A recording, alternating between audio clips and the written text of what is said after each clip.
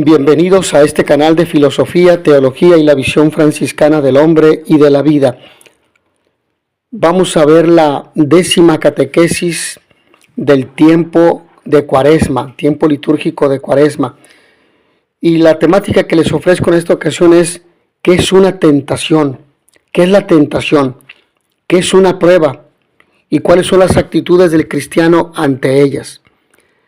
En principio, definamos el término tentación, que todos los cristianos y todos los seres humanos enfrentamos a lo largo de nuestra vida. La tentación es la primera acción del maligno sobre nosotros. Pero la tentación no solamente viene del maligno, la tentación también viene del mundo y también viene de nosotros mismos, de la carne. Entonces, mundo, demonio y carne. Tentación. La palabra tentación proviene del latín tentare, que quiere decir tratar o probar. Tentación es tomada aquí como la incitación a pecar, ya sea por la persuasión o por la propuesta de algún bien o placer.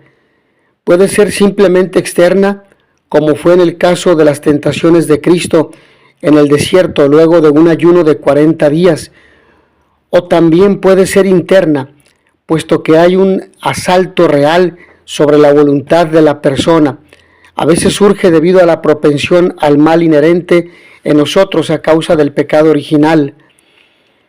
Algunas es directamente adjudicable a la intervención del diablo, el cual puede llenar la imaginación con un asunto materia pecaminoso y avivar las bajas pasiones del alma. Ambas causas están frecuentemente en el hecho. La tentación no es en sí misma el pecado.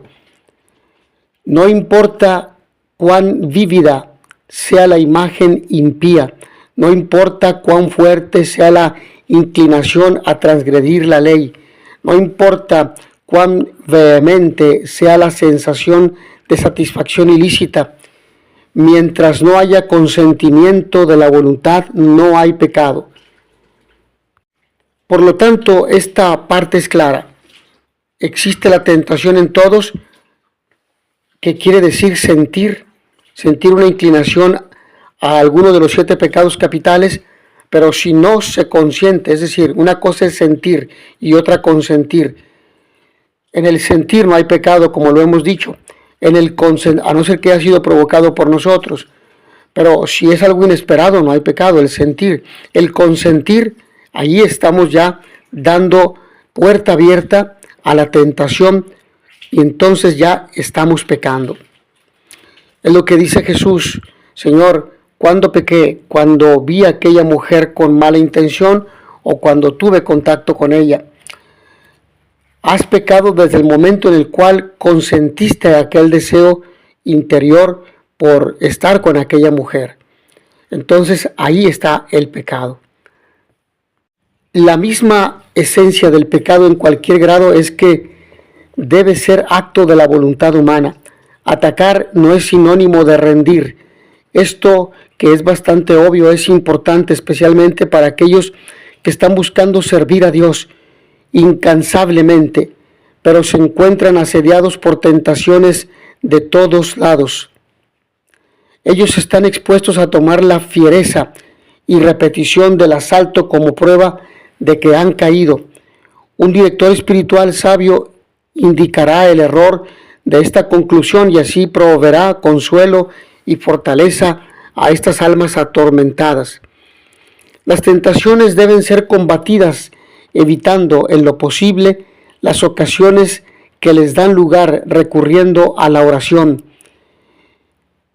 y fomentando dentro de uno mismo un espíritu de humilde desconfianza en nuestras propias fuerzas y de ilimitada confianza en Dios. La resistencia que un cristiano debe ofrecer no siempre es directa. A veces, particularmente cuando es cuestión de reiteradas sugerencias interiores hacia el mal, puede ser útil utilizar un método indirecto. Esto quiere decir simplemente ignorarlas y poner la atención completamente en otro asunto. Las tentaciones como tal nunca vienen de Dios, son permitidas por Él. para darnos una oportunidad de adiestrar nuestra virtud y dominio propio y adquirir méritos, de fortalecer nuestra voluntad. El hecho de la tentación no importa qué tanto se asome ella a la vida de las personas, no significa que uno esté bajo proscripción. Ciertamente, los que Dios llama a las más altas cumbres de la santidad son de hecho los que deben esperar tener que luchar fieramente con las tentaciones más numerosas y temibles que le puedan caer a cualquier ser humano. Esto respecto a una primera parte donde he tratado de definir el término tentación. Ahora bien, hemos dicho que demonio, carne y mundo son los enemigos del hombre, ya que los tres obran en coalición permanente y ellos son los que lo inducen al hombre, a cada uno de nosotros, al pecado y a la perdición temporal y eterna. El Evangelio de Cristo lo enseña con toda claridad y lo mismo los apóstoles. Por ejemplo, Efesios capítulo 2, versículos 1 al 3, donde habla de passing. El peor de los tres enemigos es el demonio, príncipe de este mundo. Juan capítulo 12, versículo 31. Es el Dios de este mundo, también lo menciona la segunda carta de Pablo a los Corintios en el capítulo 4, versículo 4. Y quien comete pecado, ese es del diablo, dice la primera carta de San Juan en el capítulo 3, versículo 8. Es decir, está más o menos cautivo de él, bajo su influjo. Pero haciendo una breve referencia respecto a Efesios 2, 1 al 3, este paso, la pasión, los deseos internos que surgen en cada uno. Pero Dios, que es rico en misericordia por el gran amor con que nos amó, y estando nosotros muertos por nuestros pecados, nos dio vida por Cristo.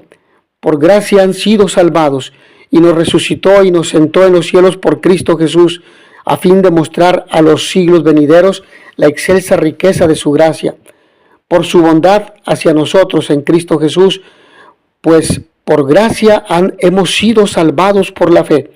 Y esto no viene de nosotros, esto es un don de Dios, esto nos viene de Dios. Así es la vida del hombre en la tierra, y el hecho de que hoy estas cosas apenas se prediquen no cambia en nada la verdad de la realidad. Demonio, carne y mundo son los enemigos del hombre, y los tres han de ser vencidos por Cristo Jesús. Respecto a las pruebas, tentatio probationis, como las virtudes crecen por actos intensos y como la persona no suele hacerlos, como no se ve apremiada por la situación difícil, por eso Dios permite en su providencia ciertas pruebas que afectan al hombre, enfermedades, riquezas, desengaños, pobrezas, etc., dando su gracia para que la dificultad que ha permitido sea cuestión de crecimiento espiritual.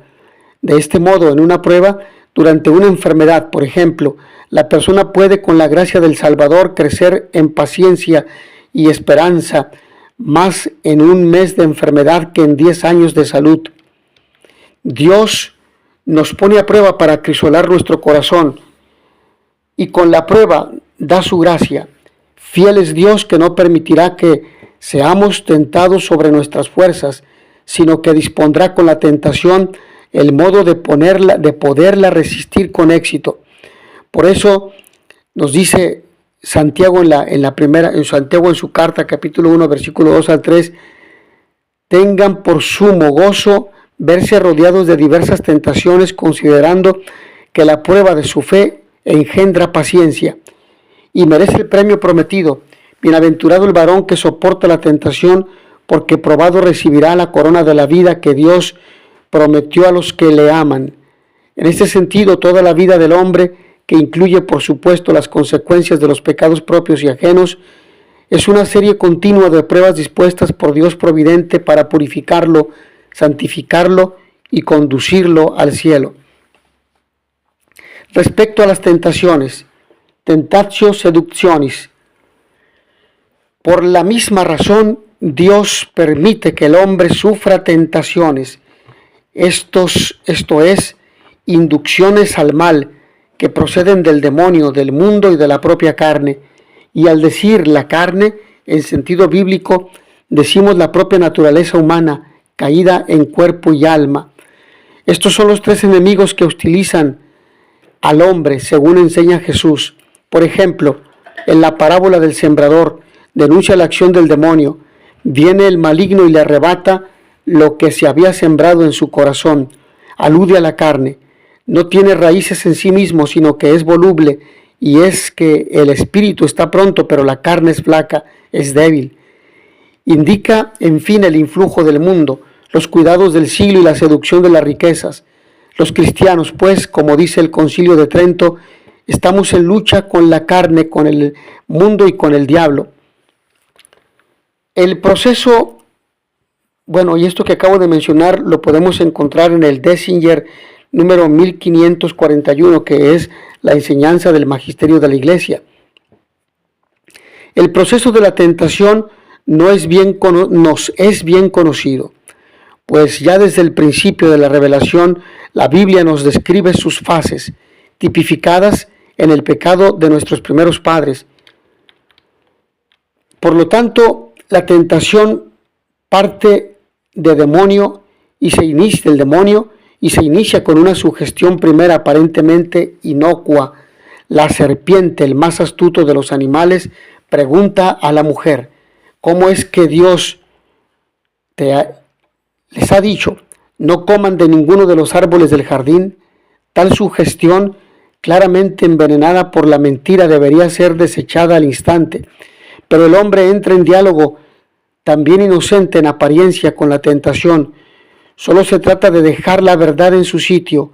Eva responde: podemos comer del fruto de los árboles del jardín, pero del fruto del árbol que está en el medio del jardín, ha dicho Dios, no coman de él ni lo toquen, bajo pena de muerte. Viene entonces ya la tentación descarada y punzante. No morirán. Es que Dios sabe que el día que de él coman, se les abrirán los ojos y serán como dioses, conocedores del bien y del mal. He aquí la fascinación de la felicidad, de la autonomía, la gozosa independencia del hombre, a la que se une la propia atracción del fruto del árbol. La mujer ve que el árbol era bueno para comer, apetecible a la vista y excelente para lograr sabiduría. Es el momento terrible y misterioso del consentimiento del mal, de la desobediencia a Dios. Eva tomó de su fruto y comió, pero enseguida, tras el pecado, viene el escándalo inexorablemente, como la sombra sigue al cuerpo, surgiendo así una nefasta solidaridad en el mal, y dio también a su marido, que igualmente comió. Así llega el hombre a la vergüenza inherente al pecado. Entonces se les abrieron los ojos y se dieron cuenta que estaban desnudos ante todo el hábito, ante todo del hábito de la gracia divina. Y el hombre y la mujer se escondieron de Yahvé Dios por entre los árboles del jardín. Los hombres se separan así de Dios, pierden la relación amistosa que tenían con Él, y esa separación entraña la desolidarización entre ellos mismos. Las acusaciones mutuas y las excusas. La mujer que me diste por compañera me dio de él y comí. La serpiente me engañó y comí, dirá Eva. Esta es la sutil gradualidad de la tentación. El hombre puede hundirse en la muerte del pecado con extrema suavidad. Por ello, la lucha contra las tentaciones es un ciclo de vida que nosotros enfrentamos. La vida del hombre sobre la tierra es milicia, es servicio, es lucha.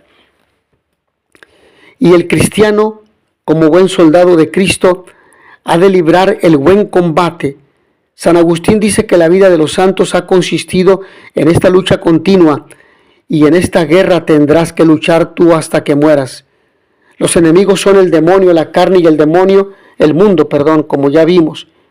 Ebragio Póntico del siglo III después de Cristo, el monje sabio del desierto, señala 8 principales pensamientos malos, logismoi, y deseos pecaminosos: gula, lujuria, avaricia, tristeza, ira, asedia, vanagloria y soberbia, en su obra Practicos, capítulos 6 al 33. De octo spiritibus militatiae, o mejor dicho, militiae, de los 8 espíritus de la milicia, y su enseñanza se hace clásica. También Santo Tomás, en el siglo XIII, la acepta como, o mejor dicho, la acepta con alguna variante, y señala 7 pecados o vicios capitales: soberbia o vanagloria, envidia, ira, avaricia, lujuria, gula y pereza o asedia, en la Suma Teológica, en los capítulos 1 y 2, en el número 84. Estos pecados son como principios o cabezas de todos los demás. Capitale a capite dicitur, en el número 84, en el capítulo 84, número 3.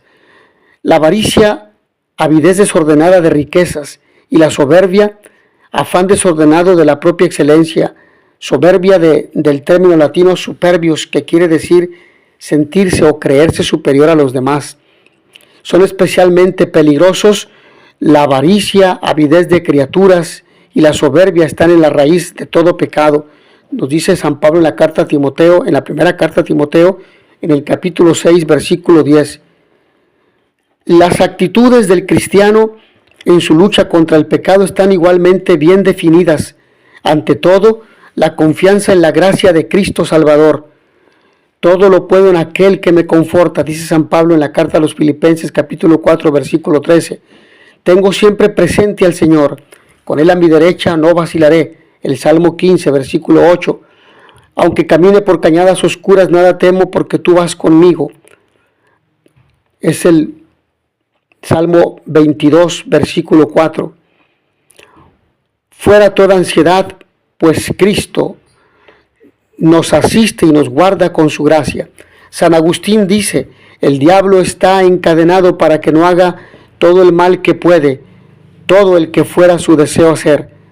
Se le permite tentar solamente en la medida en que pueda servir para nuestro aprovechamiento. Luchamos con toda confianza y con la humildad, pues Dios resiste a los soberbios, pero da su gracia a los humildes.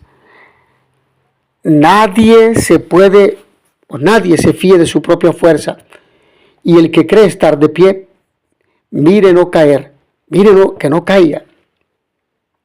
A veces Dios permite que un defecto, el mal genio, por ejemplo, humille a un cristiano muchos años, por más que haga para superarlo.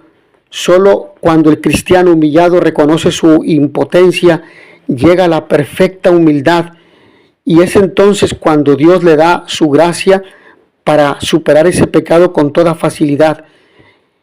Ya no hay peligro de que el cristiano considere no como un don esa gracia, sino como fruto de sus propias fuerzas.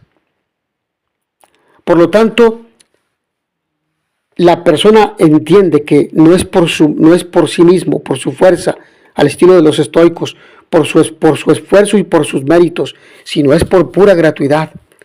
Los soberbios se exponen sin causa a ocasiones próximas de pecado y caen en él. El que ama el peligro caerá en él, dice Eclesiástico capítulo 3, versículo 27.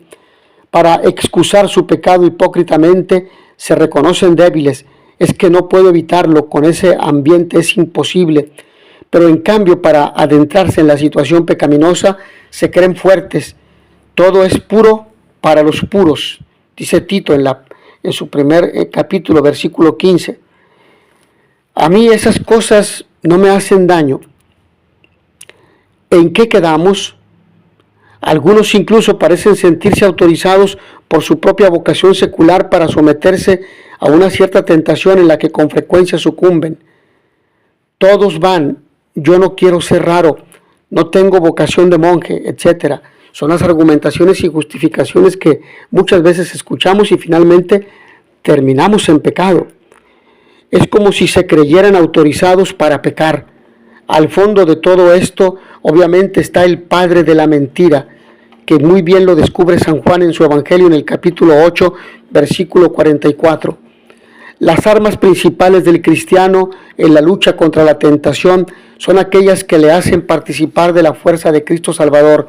Hemos de vencer las tentaciones con las mismas armas que empleó Jesús al sufrirlas y vencerlas en el desierto.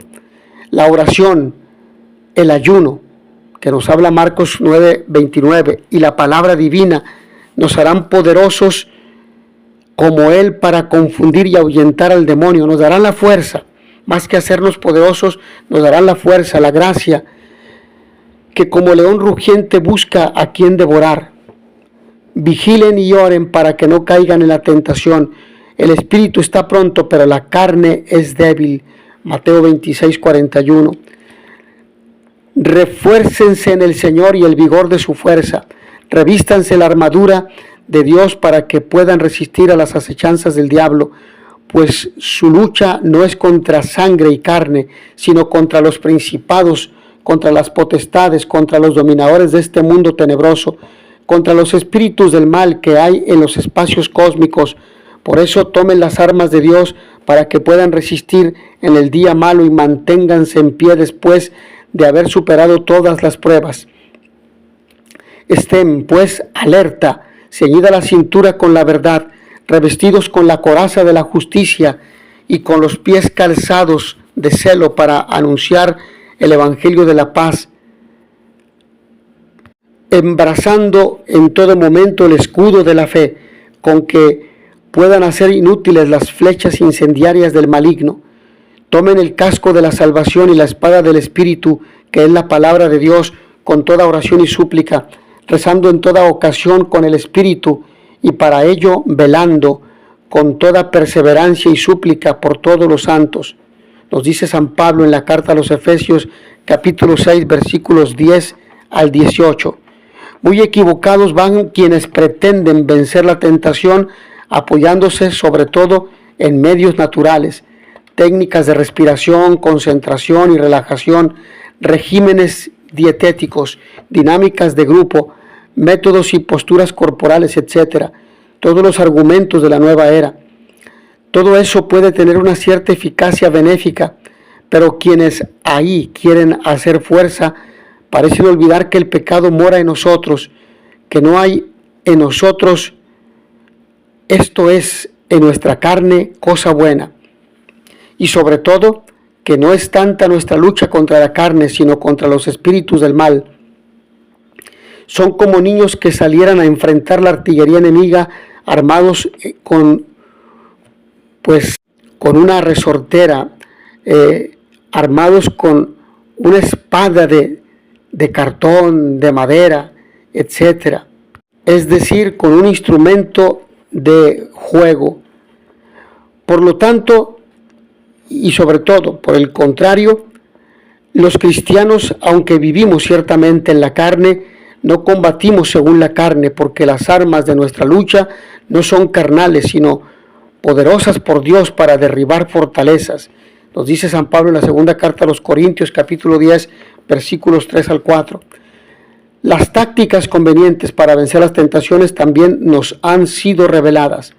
La tentación hay que combatirla desde el principio, desde que se insinúa.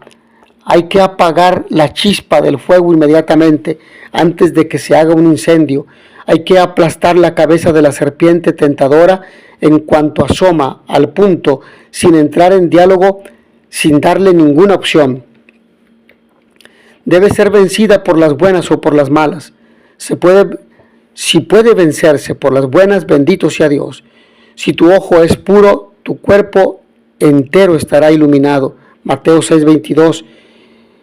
Y si han de vencerse por las malas, Dios sea bendito. Si tu ojo te escandaliza, sácatelo y arrójalo de ti. Pero si por principio se excluyen ciertas medidas radicales que a veces son necesarias, cambiar de domicilio, dejar de ver a alguien, renunciar a un ascenso, estamos perdidos. El diablo nos vence.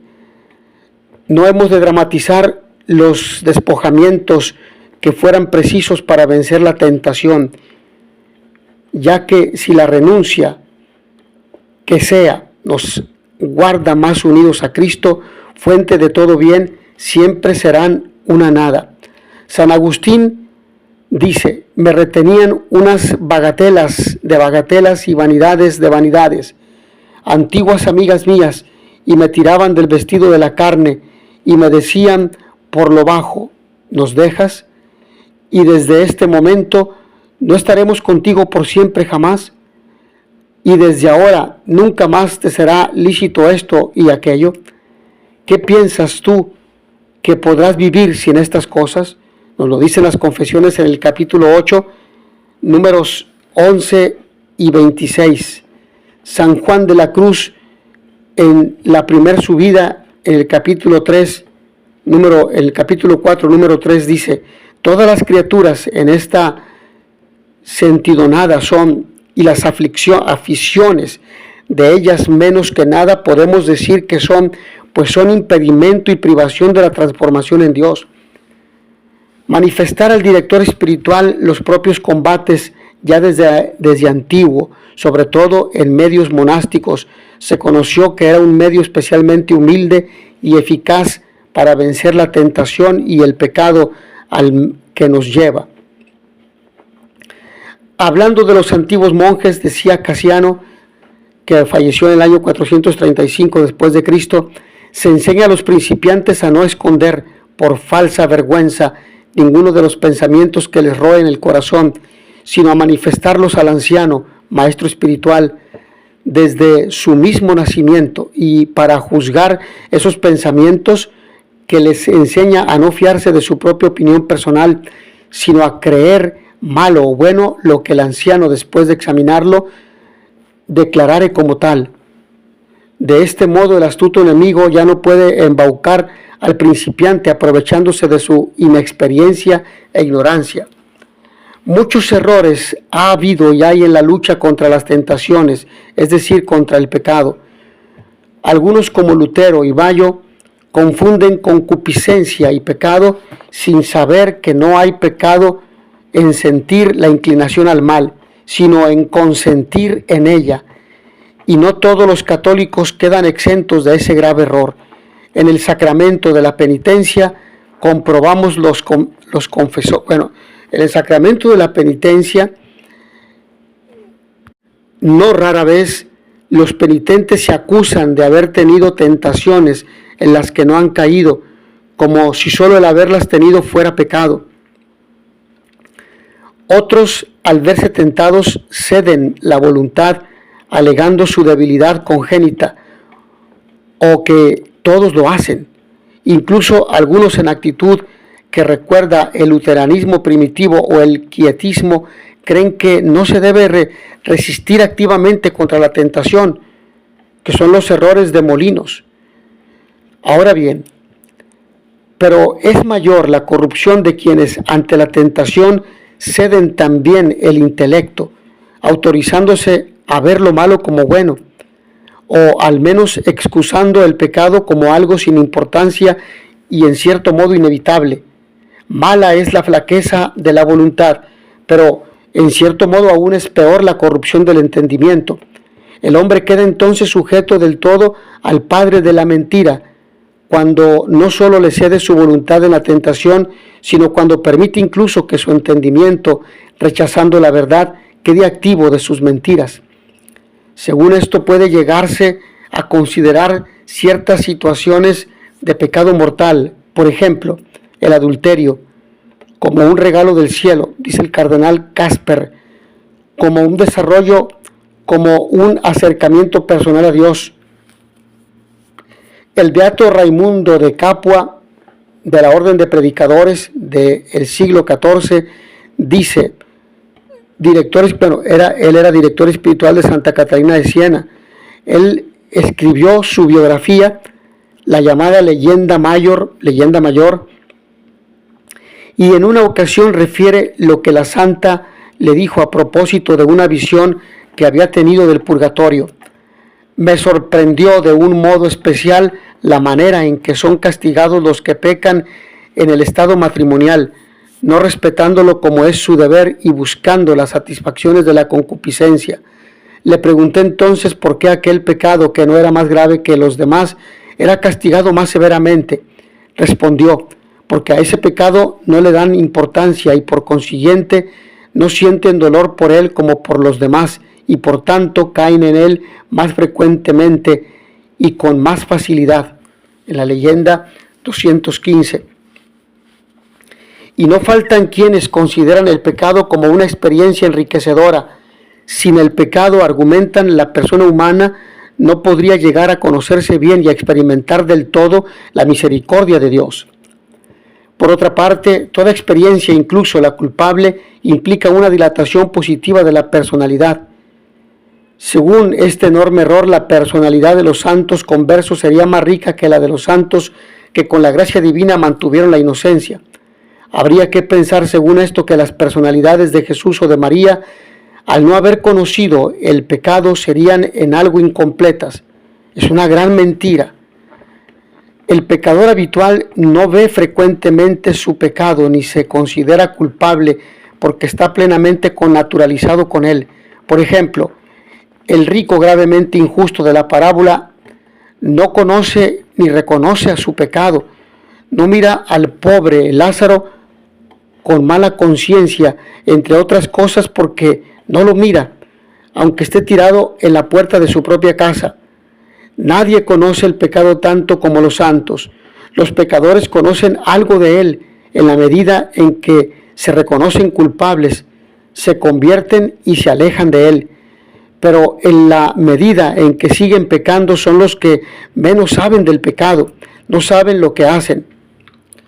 Pues mis hermanos, hasta aquí en esta breve catequesis en torno de Cuaresma, en torno a este tema sobre la tentación. Agradezco a todos ustedes su amable atención. Nos vemos en la siguiente sesión. Y notitia veritatis proficere pax et bonum.